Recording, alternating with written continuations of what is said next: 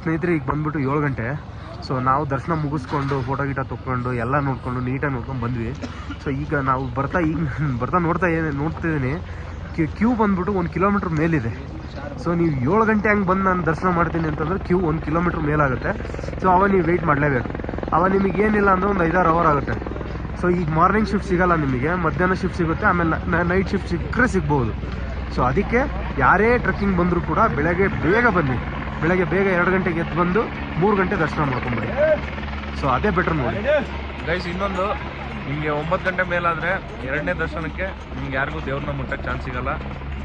ಇವಾಗಾದರೆ ದೇವ್ರನ್ನ ಮುಟ್ಬಿಟ್ಟು ಕ್ಲೀನಾಗೆಲ್ಲ ನಮಸ್ಕಾರ ಮಾಡ್ಕೊಂಡು ಅಲ್ಲೊಂದು 1 or 2 minutes ಟೈಮ್ ಸ್ಪೆಂಡ್ ಮಾಡ್ಕೊಂಡು ಆರಾಮಾಗಿ ಬರ್ಬೋದು. ಅದು ನಿಜ, ಅದು ಹೌದು.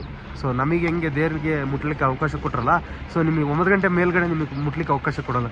ನೀವೇನಿದ್ರು ದೂರದಿಂದನೇ ದರ್ಶನ ಮಾಡ್ಕೊಂಡು ಹೋಗ್ಬೇಕಷ್ಟೆ. ನೋಡಿ ಸ್ನೇಹಿತರೆ, ಬೇಗ ಬಂದು ದರ್ಶನ ಮಾಡ್ಕೊಳೋದು ಒಳ್ಳೆಯದು.